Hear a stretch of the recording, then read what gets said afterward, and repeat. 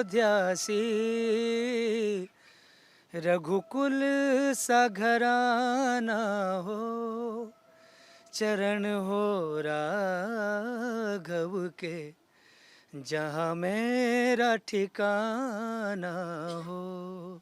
सजा दो घर को गुलशन सा, मेरे प्रभु राम आए हैं। अयोध्या में श्री राम की प्राण प्रतिष्ठा के इंतजार में अब एक एक क्षण वर्षों की तरह बीत रहा है। नमस्कार, मैं हूं पूजा मोहन पांडे और आप देख रहे हैं न्यूज इंडिया। अयोध्या प्रभु श्री राम की मर्यादापुरी सज रही है। हर तरफ उमंग है, उत्साह है। नव अयोध्या धाम के दिव्य गर्भगृह में रघुराई बाल स्वरूप में विराजेंगे। भाव से उकेरी सजाई गई मूर्ति तैयार है। मूर्ति में साक्षात मोक्ष धाम 5 वर्ष की आयु में नजर आने वाले हैं, जिसकी लंबाई 51 इंच की तय की गई है, जो कि नीलवर्णीय होगी। मूर्ति की पूजा विधि 16 जनवरी से शुरू हो जाएगी, जबकि प्राण प्रतिष्ठा 22 जनवरी यानी कि पौष मास की द्वादशी तिथि को तय की गई है। दोपहर लगभग 12:30 बजे महज 84 सेकेंड का ये मुहूर्त बेहद दिव्य है। अभिजीत मुहूर्त। जानकारों का कहना है कि मूर्ति की स्थापना के लिए इतनी लंबी अवधि का अभिजीत मुहूर्त सिर्फ 22 जनवरी को ही मिल रहा है, इसलिए यह तिथि सबसे ज्यादा शुभ मानी जा रही है। तो आइए प्रभु राम और उनके दिव्य धाम से जुड़े तमाम पहलुओं पर चर्चा करेंगे, लेकिन उससे पहले श्री राम जन्मभूमि न्यास ट्रस्ट की महासचिव चंपत राय का ये बयान सुनिए। ये बयान आपको आनंदित करेगा। 5 वर्ष के बालक में बालकपन, राजा का पुत्र और देवत्व तीनों चाहिए। ऐसी मूर्ति पत्थर की बनी है। पत्थर काला है, बहुत आकर्षक बनी है मूर्ति। तो वो अभी 5 वर्ष का बालक है। 4 फीट 3 इंच की प्रतिमा है, 51 इंच। उसकी प्रतिष्ठा की जाएगी 22 तारीख को, और ये सब राम जी के उस कृत्रिम पिता को भेंट है। तो राम की नगरी अयोध्या धाम मर्यादापुरी पूरी तरीके से सज धज कर तैयार है। बस राम का इंतजार है।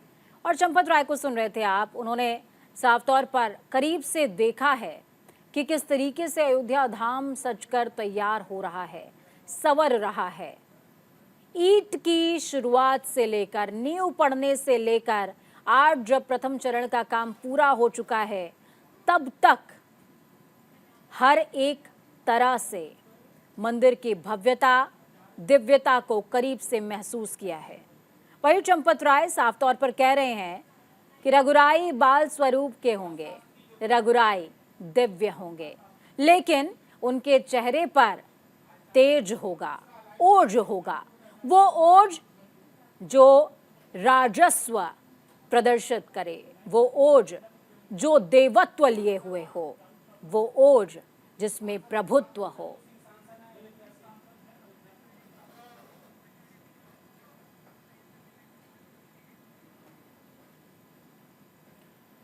चलिए मेहमानों का रुख करते हैं। चर्चा के लिए हमारे साथ कुछ खास मेहमान जुड़े हुए हैं। लल्लू सिंह जी सांसद हैं बीजेपी के, हमारे साथ अयोध्या से जुड़े हुए हैं। स्वामी उपमन्यु जी स्टूडियो में हमारे साथ में मौजूद हैं। महाराज जी बहुत स्वागत है आपका।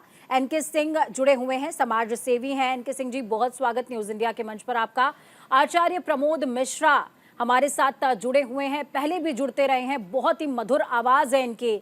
आचार्य प्रमोद जी बहुत स्वागत है आपका।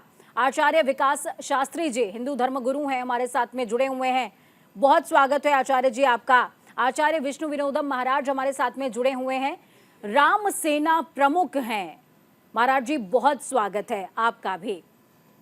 शुरुआत अयोध्या धाम के साथ करेंगे। चारुल और गीतू हमारे साथ में जुड़ी हुई हैं। चारुल इस समय जुड़ी हुई हैं, चारुल का रुख करेंगे। चारुल, अयोध्या सज रही है, संवर रही है, अयोध्या तैयार है, बस रघुराई का इंतजार है। बिल्कुल पूजा, इंतजार है 22 तारीख का जब रघुराई यानी रामलला विराजेंगे। और हमारे साथ अयोध्या से सांसद लल्लू सिंह जी मौजूद हैं। लल्लू जी, एक लंबा इंतजार जिसके बाद 22 तारीख को ये इंतजार जो है वो सफल होने वाला है और रामलला विराजने वाले हैं। 500 सालों के संघर्ष के बाद 22 जनवरी का पल पल इंतजार पूरे देश और दुनिया के राम भक्त कर रहे हैं। स्वाभाविक रूप से अयोध्या का जनमानस, अयोध्या के पूज्य संत, अयोध्या के सभी राम भक्त, मातृशक्ति, सारे लोग 22 जनवरी को अयोध्या को सजा करके और त्रेता युग सब जो है परिस्थिति, जो समय जिस प्रकार से स्वागत हुआ था, उस प्रकार का स्वागत यहाँ पर करने वाले हैं। अच्छा, क्या विशेष तैयारियां रहने वाली हैं इस तारीख को लेकर, क्योंकि विश्व की सबसे सुंदर नगरी बनानी है अयोध्या, ऐसा प्रधानमंत्री कह रहे हैं और आप यहाँ पर 2014 से सांसद हैं। क्या क्या चुनौतियां ऐसे में आपके सामने आई? हम तो 1991 से यहाँ 5 बार विधायक रहे हैं और 14 से यहाँ पर सांसद। तब से निरंतर अयोध्या कैसे सुंदर बने, कैसे अच्छी दिखे, इसका प्रयास कर रहे हैं। क्योंकि हमारे जो लोग मार्गदर्शक थे वह सदैव हमको कोई न कोई ऐसा काम बताते रहते थे जिससे अयोध्या की सुंदरता बढ़े। लेकिन मोदी जी 2014 में जब प्रधानमंत्री बने, हम सबके मन में यह भरोसा हो गया कि अब भव्य मंदिर बनेगा। इसलिए यहाँ पर जो बड़े बड़े इंफ्रास्ट्रक्चर के काम थे उनको हम लोगों ने 17 तक स्वीकृत करा लिए थे, क्योंकि मन में अब था कि मंदिर जब बने उसके पहले सारे इंफ्रास्ट्रक्चर के काम पूरे हो जाने चाहिए, जिससे पूरे देश और दुनिया से लोग जब यहाँ आए तो उनको उसको आने जाने की सुविधा प्राप्त हो। हवाई अड्डा, रेलवे लाइन का दोहरीकरण, अयोध्या स्टेशन, मेडिकल कॉलेज और भी बहुत सारे। बिल्कुल चारुल, देखिए मैं आपके पास वापस से आती हूँ। हमारे साथ बहुत सारे मेहमान हैं, कुछ स्टूडियो में मौजूद हैं और कुछ हमारे साथ ऑनलाइन जुड़े हुए हैं, उनका भी मैं रुख करूंगी। प्रमोद मिश्रा जी, आचार्य प्रमोद मिश्रा जी हमारे साथ में जुड़े हुए हैं। आचार्य जी, अयोध्या नगरी सज रही है, संवर रही है। अयोध्या धाम और राम पर अगर आप कोई चौपाई हमारे तमाम दर्शकों को या राम नाम का महात्म्य बता पाए।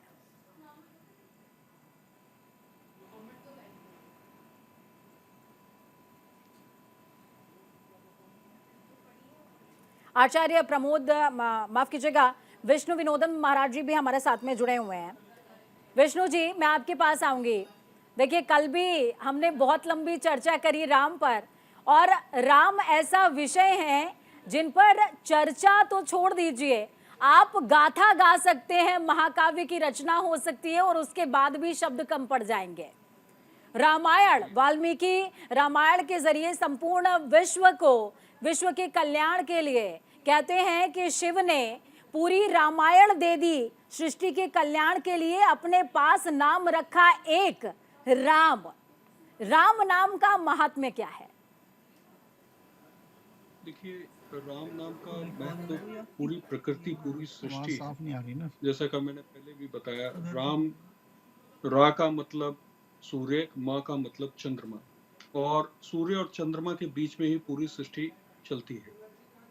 और राम इस धरती पर या कृष्ण या कोई भी अवतार आता है तो वो इसलिए आता है कि जब जब इस सृष्टि पर अत्याचार बढ़ता है, जैसे कि कृष्ण ने भी गीता में कहा है, यदा यदा ही धर्मस्य ग्लानिर्भवति भारत अभ्युत्थानम् अधर्मस्य तदात्मानं सृजाम्यहम् प्रणताय साधूनां विनाशाय च दुष्कृतां धर्म संस्थापनार्थाय संभवानि युगे युगे। तो जब जब धर्म की हानि होती है, अधर्म बढ़ता रहता है, तो उसके बैलेंस करने के लिए कहीं ना कहीं राम, कृष्ण, और हमारे यहाँ तो आखिरी अवतार कल्कि की भी बात की गई है। तो मुझे ऐसा लगता है कि राम के रूप में कहीं ना कहीं इस मंदिर के रूप में राम ही इस धरती पर दोबारा आ रहे हैं, क्योंकि अब आप देखेंगे वर्ल्ड वाइड जो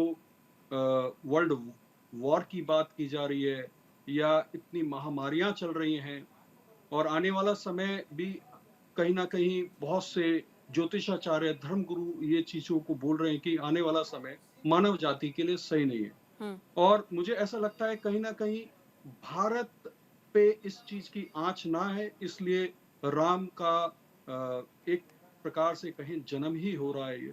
और मुझे ऐसा लगता है कि आने वाला समय धरती पर लोगों के लिए ठीक नहीं है, और राम जी इसका बैलेंस करने के लिए दोबारा आ गए हैं। और एक वो युद्ध, धर्म युद्ध, जैसे हमारे यहाँ तीसरा बिल्कुल, देखिए सनातन और संतुलन दोनों की राशि लगभग एक जैसी है।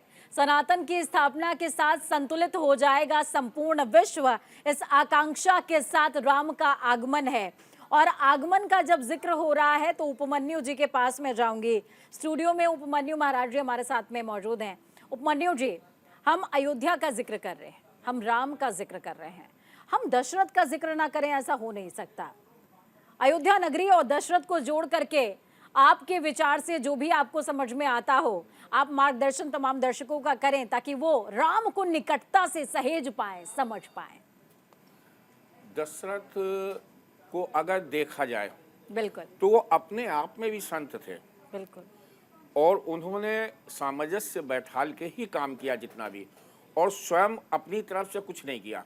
हमेशा गुरुओं की मदद ली, और वशिष्ठ को आगे करके कि वशिष्ठ से कहा कि आप हमारा नेतृत्व करें। सबसे बड़ी बात दशरथ में है कि कोई भी काम उन्होंने एक एक कदम, चाहे वो यज्ञ हो या XYZ कुछ भी हो, उन्होंने हमेशा वशिष्ठ को आगे करके ही बात की है कि आप हमको प्रेरणा दीजिए, आप हमको हमारा मार्ग बताइए और हम करें।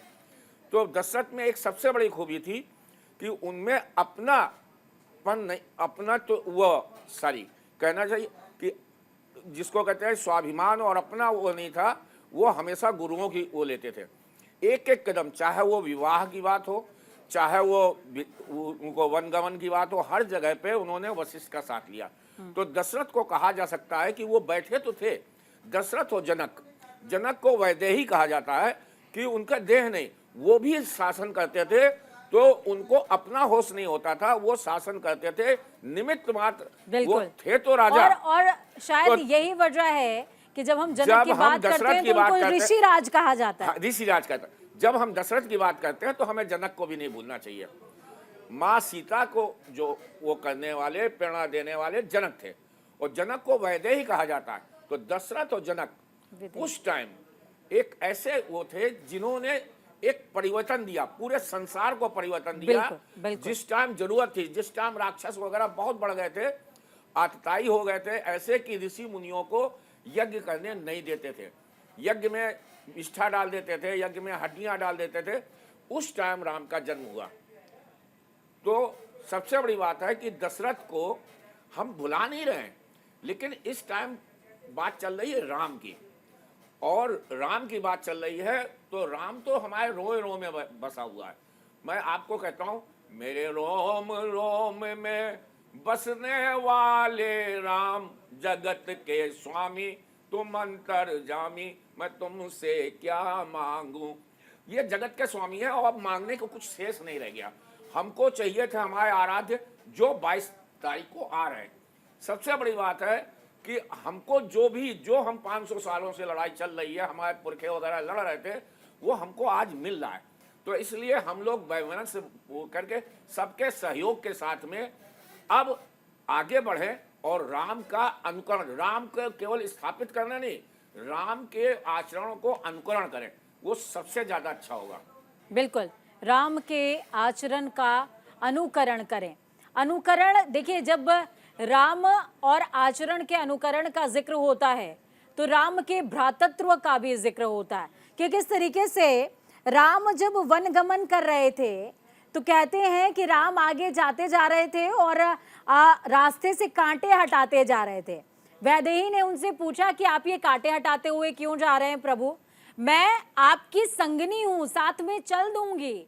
तो उन्होंने कहा सीते ये तुम्हारे लिए नहीं है, मेरा भाई मुझे ढूंढता हुआ पीछे आएगा तो उसे कहीं कांटा ना चुभ जाए।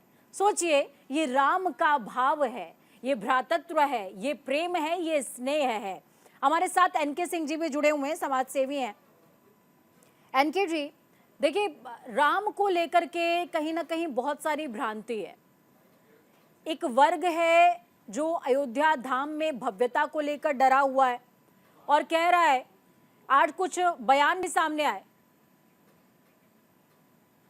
बयान सामने आया और उसमें कहा गया कि 20 तारीख से लेकर 26 तारीख तक अल्पसंख्यक ट्रैवल ना करें। कहीं ना कहीं डिवाइड करने की कोशिश हो रही है क्या? देखिए, राम शब्द संपूर्णतः हिंदुओं का शब्द है। मैं कहता संपूर्ण जगत का शब्द है। हम जीवन जीने से लेकर मृत्यु तक राम का हमारे जीवन में बहुत प्रभाव है। आप राम के जैसे पढ़ेंगे, रामचरितमानस में पढ़ेंगे, राम ने क्या क्या कार्य किए, अपने धर्म के प्रति किए, अपने लोगों के प्रति किए, चाहे भाई के प्रति किए। अब लोगों में देखिए, आज राम 550 साल बाद हम राम भगवान को आज उनके स्थान पे ग्रहण करवा रहे हैं, तो लोग आलोचना कर रहे हैं, और आलोचना करने वाले कोई और नहीं, स्वयं हिंदू लोग हैं। मुझे बड़े अफसोस की बात कहना पड़ता है, आज हिंदू भी 2 वर्गों में बटा हुआ है।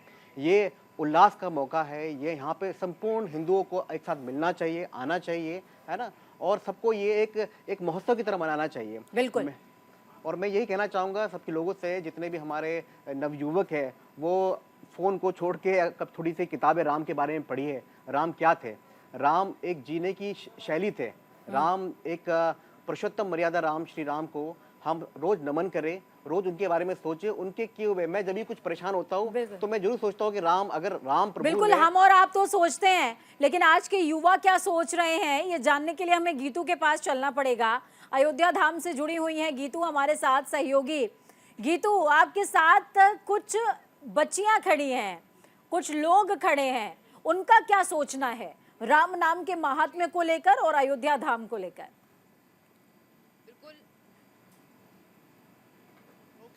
मैं आपको बता दूं कि जिस तरह से राम नाम का महत्व तो अपने आप में खुद हर कोई जानता ही है कि राम नाम कलयुग आधारा, और ऐसे में जो आज के युवा हैं वो भी राम के प्रति अपनी भक्ति को समर्पित करते हुए दिखाई देते हैं, चाहे गीत के माध्यम से, चाहे अपनी भक्ति में किसी तरह से कविताएं जो वो लिखे जाते हैं उसके माध्यम से वो कहीं ना कहीं अपने राम की भक्ति को प्रदर्शित करते रहते हैं। हमारे साथ एक स्टूडेंट जुड़ी हुई हैं, प्रियांशी, वो भी चाहती हैं कि भगवान राम के प्रति अपने समर्पण को दिखाएं और एक गीत वो गाना चाहती है।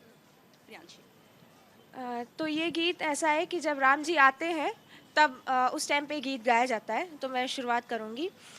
रघुकुल रीत सदा चली आई, प्राण जाए पर वचन न जाए री। रघुवर तेरी राह निहारे, रघुवर तेरी राह निहारे, सातों जन्म से सिया,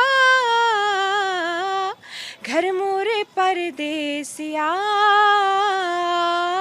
आओ पधारो पिया, घर मोरे परदेसिया, आओ पधारो पिया।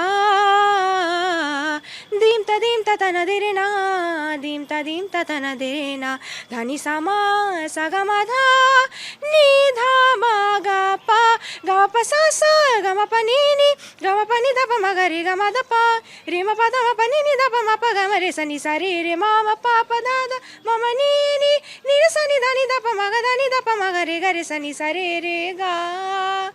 ना तो मैया की लोरी, ना ही फागुन की होरी, मोहे कुछ दूसरा ना भाई रे। जब से नैना ये लागे एक दर उधर से लागे, तब से बिरहा मोहे सताए रे।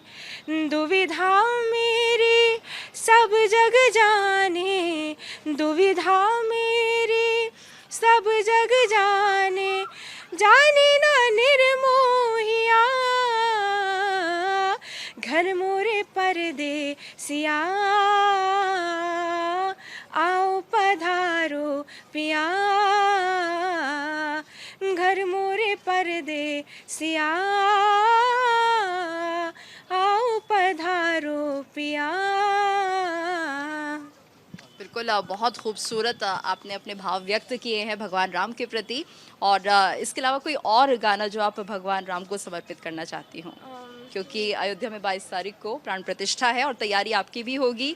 मौजूद आप चाहे वहाँ रहे ना रहे, लेकिन कहीं ना कहीं अपनी भक्ति अपने गीतों के जरिए ज़रूर भगवान राम को समर्पित करेंगी। तो एक और खूबसूरत सा गीत जरा हमारे दर्शकों के लिए गा दीजिए। सजा दो घर को गुलशन सा, सजा दो घर को गुलशन सा, अवध में राम आए हैं। सजा दो घर को गुलशन सा, सजा दो घर को गुलशन सा। बिल्कुल बिल्कुल गीतू, अवध में राम आए हैं और राम का आगमन सुनिश्चित हो चुका है। 22 तारीख रामत्व का दिन है, 22 तारीख प्रभुत्व का दिन है, देवत्व का दिन है और देवत्व का आवाहन संपूर्ण विश्व में, अखंड भारतवर्ष में हो चुका है। और जब हम देवत्व का जिक्र कर रहे हैं तो प्रभु श्री राम की अलादी शक्ति सीता का भी जिक्र करेंगे, लेकिन वक्त यहाँ पर एक छोटे से ब्रेक का। ब्रेक के उस पर चर्चा का सफर लगातार। ब्रेक के बाद एक बार फिर से स्वागत है आपका। राम नाम का महात्म्य, राम का जिक्र, प्रभु श्री राम का आगमन है। अयोध्या मर्यादापुरी सच कर तैयार है। और जब हम अयोध्यापुरी का जिक्र कर रहे हैं तो आचार्य प्रमोद जी के पास में जाऊंगी। मेहमान हमारे साथ लगातार सारे जुड़े हुए हैं। आचार्य प्रमोद जी, आपका स्वागत। और स्वागत के साथ सवाल नहीं, इसको निवेदन कहेंगे।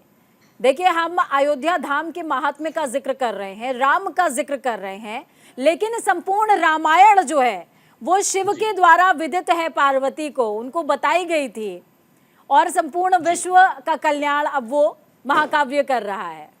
जी जी जी बिल्कुल। जिस तरह से आपने भगवान शिव का नाम लिया, तो जब भगवान शिव माता पार्वती से पहले जो सती का चरित्र था, उस समय एक बार सती को मोह हुआ है राम के चरित्र को देख करके, यानी राम की लीलाओं को देख करके उनको मोह हुआ है। पुनः उनका शिव ने त्याग भी किया, तपस्या भी हुई और दक्ष के यज्ञ में माँ ने अपने आप को समर्पित कर दिया। दोबारा जन्म होता है पार्वती के रूप में, तो वह राम कथा जो थी, वह राम कथा भगवान शिव अपने हृदय में समेटे हुए हैं, जिसका नाम है रामचरितमानस। जो राम के चरित्रों को अपने मन में समेट के रखा, वो भगवान शिव प्रथम कथावाचक हैं और प्रथम श्रोता माता पार्वती ही है। तो ये भगवान शिव का कुछ इस तरह रहा। लेकिन मैं एक चीज और कहना चाहता हूँ, जैसे राम के बारे में चर्चा हो रही है, अभी मैं सुन भी रहा था आपके माध्यम से राम के बारे में, तो भगवान शिव ही पहले ऐसे देवता हैं, ऐसे महादेव हैं जो राम के प्रभाव से, जब समुद्र मंथन होता है तो समुद्र मंथन के समय जो पहला रत्न निकलता है वो है, भाई 14 रत्न का नाम आता है कि 14 रत्न निकले थे, तो 14 में से पहला जो है वो है कालकूट विष। तो जब विष निकला तो भगवान शंकर जी के पास देवता, भाई देवता के पास जब निकला तो देवता सोच रहे हैं कि क्या करें इसको, जहर कौन लेगा। अब वो एकदम ज्वाला प्रकट कर रहा है तो सोच रहे हैं क्या करें। भगवान नारायण से पूछा प्रभु ये जहर का हम क्या करें, कालकूट है, जो उसको लेगा वो मतलब अपनी जीवन लीला समाप्त कर देगा, क्या करें। तो भगवान जानते हैं भगवान शिव के प्रभाव को, उनके महत्व को, कहते हैं यहाँ ले जाओ। भगवान शिव के पास ले गए। भगवान शिव भी अपनी तपस्या में लीन थे, तो वहां पर लेके जाते हैं। साथ में मांग में माँ पार्वती विराजमान है। देवता लेके पहुंचे, महाराज कुछ लेके आया हूँ। क्या लेके आए भाई? महाराज कालकूट विष है। माता पार्वती की तरफ भगवान शिव देखते हैं और कहते हैं देवी क्या कहती हो। देवताओं को थोड़ा स्वार्थी भी कहा गया कहीं कहीं, तो क्या कहते हो उसको, क्या हम ग्रहण कर लें? तो कौन देवी चाहेगी कि उसका पति या उसका देवता जहर ले ले। लेकिन माता पार्वती जानती हैं भगवान शिव के प्रभाव को, महत्व को। महाराज जैसे आपको ठीक लगे आप वैसा कीजिए। तो क्या कहती हो, ले ले इसको, जहर को ले ले हम। तो माता पार्वती जानती है, तो उन्होंने कहा महाराज जैसा जगत का कल्याण होता हो, देवताओं का कल्याण जिसमें हो, आप वो काम कीजिए। भगवान शिव रा कह करके मुंह खोलते हैं। बिल्कुल पांडे जी समझिएगा, पूजा जी, रा कह करके भगवान शिव मुंह खोलते हैं और उस कालकूट का प्याला अपने गले में, कंठ में लिया और माँ कह करके मुंह बंद कर लेते हैं। हम लोग भी कहते हैं राम राम, रा मुंह से मुंह खुलता है, माँ से मुख बंद होता है। तो भगवान शिव ने भी बिल्कुल वही किया, रा कह करके मुंह खोला और उसका प्याला अपने गले में रखा, कंठ में रखा और भगवान का नाम पड़ गया नीलकंठ। तो राम का प्रभाव कुछ ये है कि ये प्रभाव राम का प्रभाव। दूसरी बात, अब हम आते हैं थोड़ा राम के चरित्रों पर, सुंदरकांड में प्रवेश करते हैं। तो सुंदरकांड में जब रावण ने अपने भाई विभीषण को राज से निकाला, तो तुरंत वहां पर अपने मंत्रियों के साथ आकाश मार्ग में आते हैं और कहते हैं, राम सत्य संकल्प प्रभु सभा काल बस तोरी, बिल्कुल मैं रघुवीर शरण अब जाऊं देव जन खोरी। बिल्कुल। तो ऐसे महाराज जी, कई मैं आपके पास आ रही हूँ चला आचार्य जी। विकास जी भी हमारे साथ में जुड़े हुए हैं, विकास शास्त्री जी। विकास जी, देखिए राम नाम के महात्म्य का जिक्र हो रहा है, शिव भी उस महात्म्य से अछूते नहीं हैं और संपूर्ण विश्व के कष्ट को उन्होंने राम नाम के साथ हर लिया।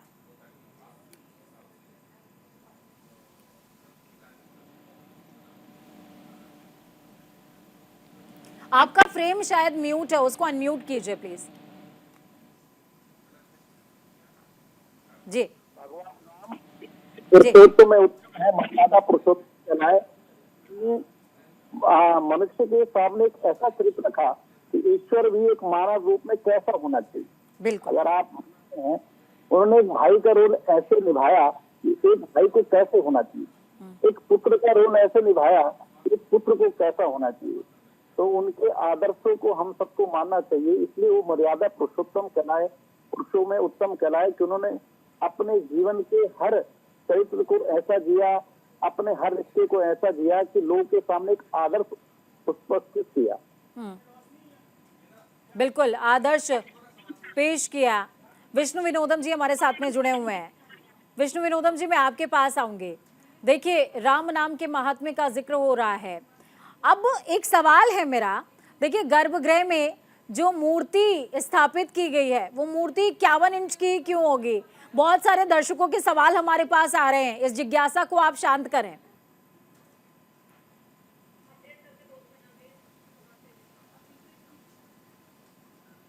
आपका फ्रेम शायद म्यूट है, उसको अनम्यूट कीजिए। जी जी। देखिए 51 इंच की जो विग्रह लगाई जा रही है, कहीं ना कहीं 51 इंच या 51 नंबर या इसका पूरा जोड़ 6 से यानी शक्ति से जुड़ा हुआ है। बिल्कुल। और शक्ति की ही स्थापना हो रही है। राम खुद शक्ति स्वरूपा थे। बिल्कुल ठीक है। दूसरी बात, पूरी ब्रह्मांड में धरती पर शिव और शक्ति यानी पार्वती की ही लीला चल रही है। वो चौपड़ खेलते हैं, उसी चौपड़ के कहीं ना कहीं हम लोग सब प्लेयर हैं और कहीं ना कहीं इसी रूप में वो हम लोगों को एक साथ खेल खेलते हैं और चलता है। इसका बहुत बड़ा उदाहरण टोडाला तंत्रम में मिलता है 10वें अध्याय में, जिसमें पार्वती जी शिव से पूछती हैं कि प्रभु ये विष्णु के 10 अवतार जो हैं ये कौन है? तो शिव जी कहते हैं कि हे देवी, 10 महाविद्या ही विष्णु के 10 अवतार हैं, जिसमें तारा जी राम का अवतार बताए गए और कृष्ण जो है काली का अवतार बताए गए। क्लीम जो बीज मंत्र है वो काली का भी है, कृष्ण का भी है। तो जो आखिरी अवतार इस बार आने वाले हैं, कल की अवतार है, मुझे ऐसा लगता है कि उनका आने का समय बिल्कुल नजदीक है। जैसे ही यहाँ मंदिर का और उनके लिए ही सारा कार्य चल रहा है। मुझे ऐसा लगता है न्यू वर्ल्ड की बात हो रही है, वो नए युग की बात हो रही है।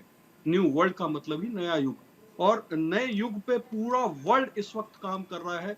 और आप देखेंगे इजराइल के अंदर भी कहीं ना कहीं 1947 में 3 टुकड़े किए गए, इसी प्रकार भारत के भी 3 टुकड़े किए गए।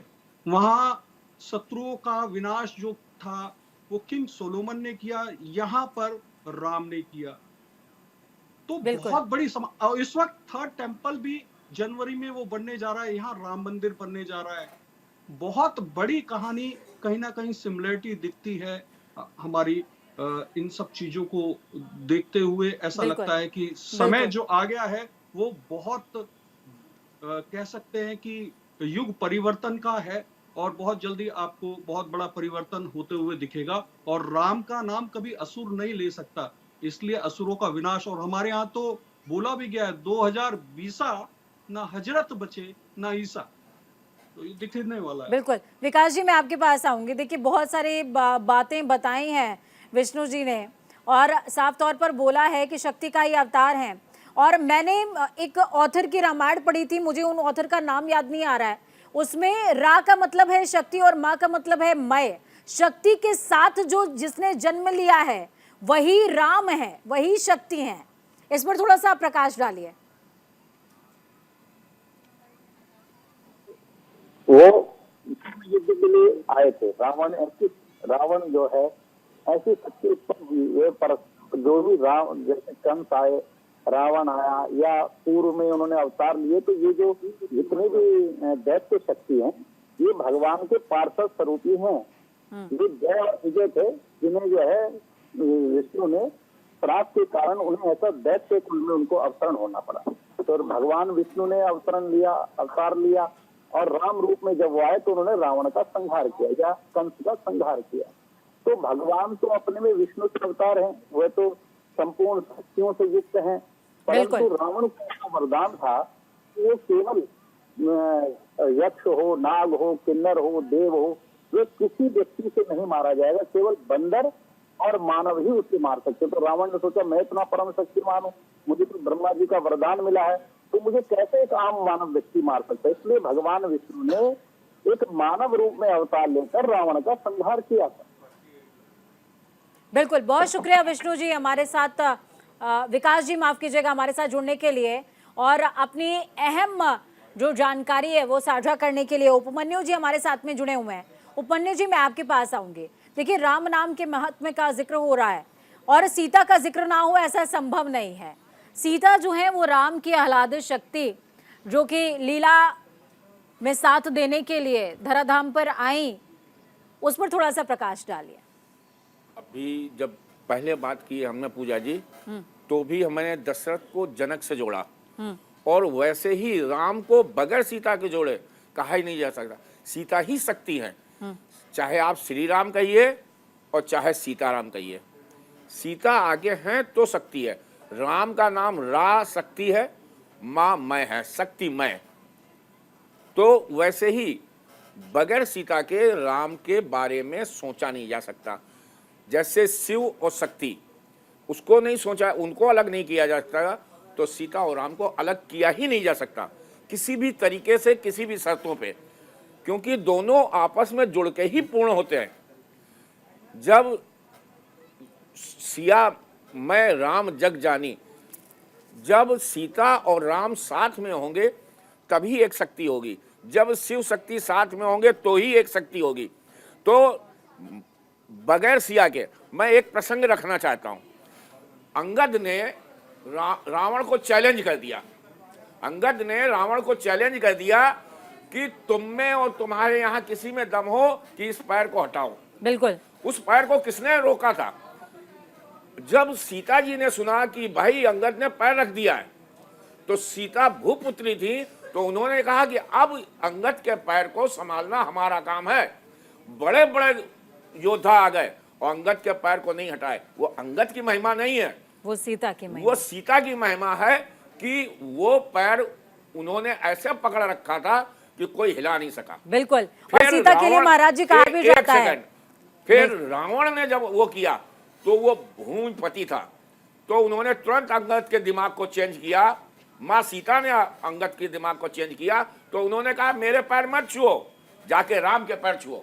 कहा ये सीता की ही वो थी कि उनके दिमाग में आके कह दिया कि नहीं राम के पैर छुओ। तो वो बिल्कुल सीता जी को भूमिजा भी कहा समझ में आया बिल्कुल कि तो सीता के बगैर तो सोचा ही नहीं सकता। अगर शक्ति हमारे पास नहीं है तो हम कुछ भी नहीं कर सकते। बिल्कुल। तो बगैर सीता के राम अधूरे हैं और बगैर राम के सीता अधूरी है। दोनों आपस में एक दूसरे के बिल्कुल। और एक लाइन भी है महाराज जी कि क्षमा शोभती उस भुजंग को जिसके कंठ में गरल है, और वो क्या जो दंत विहीन सरल है। हमारे साथ में गीतू जुड़ी हुई है अयोध्या से। गीतू, मैं आपके पास आऊंगी। आप कुछ मेहमानों के साथ मौजूद हैं। अयोध्या धाम की कुछ तस्वीरें दर्शकों के लिए साझा कीजिए, क्योंकि देखिए भले ही ठंड का माहौल जरूर हो, लेकिन आगमन में खुशी का उत्साह कुछ ऐसा कि हर तरफ रोशनी नजर आ रही है। बिल्कुल। और मैं चाहूंगी कि मेरे कैमरा पर्सन जरा जूम करके वो तस्वीरें दिखाएं सरयू घाट की, किस तरह से लोगों में उत्साह यहाँ पर बना हुआ है और बेहद अद्भुत नज़ारा है यहाँ पर। अगर आप देख पाएंगी कहीं ना कहीं राम में पूरी अयोध्या नगरी हो गई है। हमारे साथ युवा भी लगातार बने हुए हैं जो अपने गानों के जरिए अपने भावों को व्यक्त कर रहे हैं। लेकिन इस वक्त ये अद्भुत दृश्य आप देख सकते हैं सरयू नदी के, जहां पर हर कोई भाव विभोर हो उठा है भगवान राम को लेकर। और कहीं ना कहीं कण कण में इस वक्त हम भगवान राम के गीतों को सुन सकते हैं। हमारे साथ लगातार कुछ युवा भी बने हुए हैं जो अपने गीतों के जरिए भगवान राम को याद कर रहे हैं। हमारे साथ सचिन जुड़े हुए हैं, आइए उनसे सुनते हैं क्या कुछ वो भगवान राम के प्रति कहना चाहते हैं।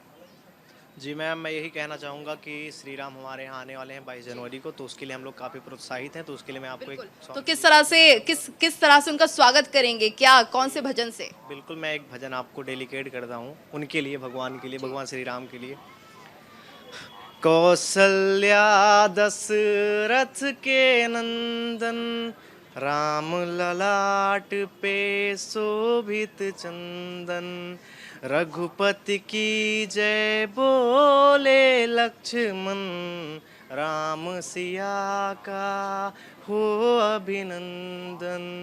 अंजनी पुत्र पड़े हैं चरण में, राम सिया जपते तन मन में, मंगल भवन अमंगल हारी, द्रवहु सुदशरथ अजर बिहारी, राम सिया राम जय जय राम जी। बस बिल्कुल, तो आप देख सकते हैं किस तरह से जो हमारे युवा हैं पूरी तरह से तैयार हैं। अयोध्या नगरी तो सजी गई है, सरयू घाट की तस्वीरें भी अद्भुत हैं, मनमोहक करने वाली हैं। और हमारे साथ प्रियांशी भी जुड़ी हुई हैं, वो भी चाहती है कि एक गीत और हमारे दर्शकों को सुनाए। प्रियांशी जी जी क्यों नहीं। मेरी झोपड़ी के भाग आज खुल जाएंगे, राम आएंगे। मेरी झोपड़ी के भाग आज खुल जाएंगे, राम आएंगे। राम आएंगे तो अंगना सजाऊंगी। बिल्कुल गीतू, राम के आगमन पर सिर्फ आंगन ही क्या, संपूर्ण विश्व सजने के लिए तैयार है। और देखिए, जिनके नाम में ही मंगल हो और जिनका नाम ही तमाम कष्टों को तार देता हो, वो राम है। एमके जी, मैं आपके पास आऊंगी। कहा जाता है मंगल भवन अमंगल हारी, द्रवहु सुदशरथ अजर बिहारी। राम जी के लिए कहा जाता है कि अमंगल को टाल देते हैं, मंगल में परिवर्तित कर देते हैं। और शिव से बड़ा इसका उदाहरण कोई हो ही नहीं सकता। देखिए, श्री राम इनका जन्म भी एक विष्णु के 7वें अवतार में हुआ है।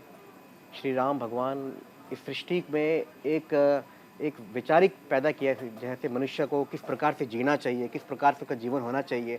भगवान रूप इस पृथ्वी में आके इस पृथ्वी का उन्होंने कहीं ना कहीं संपूर्ण किया है। पृथ्वी को उन्होंने आके बताया गया है कि उन्होंने जैसे ये युद्ध का कारण क्या था, ये एक बुराई की जीत हुई है, बुराई की हार हुई है, अच्छाई की जीत हुई है। ये युद्ध, ये पूरा एक घटनाक्रम है, देखा जाए शुरू से आखिरी तक ये घटनाक्रम है। राम को अगर वनवास नहीं मिलता है ना, वो वनवास नहीं जाते तो ये युद्ध नहीं होता। सीता माता उनके साथ नहीं जाती तो ये युद्ध नहीं होता। तो ये संपूर्ण एक तरीके से सृष्टि ने रचाया हुआ एक पाठ्यक्रम है, जहाँ भगवान राम ने एक बड़े भाई का हो या एक पति का हो या एक पुत्र का हो, हर प्रकार की एक रोल निभाया और बताते हमें जीवन में कि हमें किस प्रकार का रोल निभाना चाहिए। बिल्कुल, लेकिन रामचरितमानस के इतर अगर हम वाल्मीकि रामायण को देखते हैं उपमन्यु जी, तो वाल्मीकि रामायण में इस बात का उल्लेख मिलता है कि माँ सीता असल में लंका नहीं गई थी, उनकी छाया पहुंची थी। हाँ, बिल्कुल सही है। क्योंकि जब राम ने ये कहा कि अब हम राक्षसों का वध करने जा रहे हैं, तो तुम जहां से आए हो अग्नि में वास करो और तुमको हम अग्नि ही से वापस लेंगे। और उनकी प्रतिछाया जो है वो गई। और जब वापस आए तो लोग भ्रम में थे कि उनकी परीक्षा क्यों ली गई। पूजा जी, उनकी परीक्षा नहीं ली गई, उनको वहीं पे उनकी जो प्रतिछाया थी वो अग्नि में प्रवेश की और वास्तविक सीता जी वापस आई। क्योंकि उन्होंने प्रमोद कहा जी। कि अग्नि में वास करो तब तक, बिल्कुल, अग्नि जब में तक वास हम का शत्रुओं का नाश कर ले, बिल्कुल। जितने राक्षसों का नाश कर ले, आप तब तक अग्नि में वास करिए। बिल्कुल, और अग्नि हमेशा से पूजित है। प्रमोद जी, मैं आपके पास आऊंगी।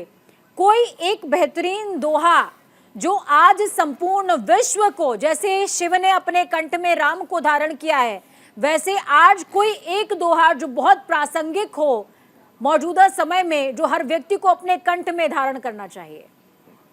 बिल्कुल बिल्कुल, मैं दोबारा अब मेरा प्रसंग अधूरा रह गया था, मैं उसको पूरा करना चाहता हूँ।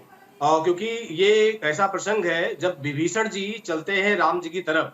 देखिए, हम सब भी आज भगवान की तरफ, यानी जो विश्व है, जो कहीं बैठा हुआ है, वो हर किसी की दृष्टि अयोध्या की तरफ है। तो आज अयोध्या की तरफ दृष्टि कैसे जाए, क्या क्या कल्पना विभीषण जी करते हैं, हम आपको इस रामचरितमानस के चौपाई के माध्यम से, जो सुंदरकांड में वर्णित है, मैं आपको सुनाना चाहूंगा। यहाँ पर कहते हैं विभीषण जी कि देखियो जाई चरण जल जाता, अरुण मृदुल सेवक सुख दाता, जे पद तरी पर सिर सिनारी, दंडक कानन पावनकारी। कहते विभीषण जी कि आज मैं जाकर के उन चरण कमलों का दर्शन करूंगा जिन चरण कमलों के स्पर्श से ऋषि की नारी यानी अहिल्या माता का तरणतार हुआ था। बहुत शुक्रिया आप सभी का हमारे साथ इस चर्चा को खास बनाने के लिए। देखिए, राम नाम के महात्म्य पे कितनी भी चर्चा की जाए वो कम है, क्योंकि राम संपूर्ण धाम है। लेकिन हाँ, जैसे शिव ने अपने कंठ में राम को धारण किया है, आप अपने जीवन में धारण कीजिए, धन्य हो जाएगा। इस बुलेटिन में खबरों का सफर यहीं तक। बुलेटिन के उस पार ताजा अपडेट्स के लिए देखते रहिए न्यूज़ इंडिया, क्योंकि हम हैं राष्ट्र की आवाज। नमस्कार। रघुकुल सा घराना हो, चरण हो राघव के, जहाँ मेरा ठिकाना हो, सजा दो घर को गुलशन सा, मेरे प्रभु राम आए।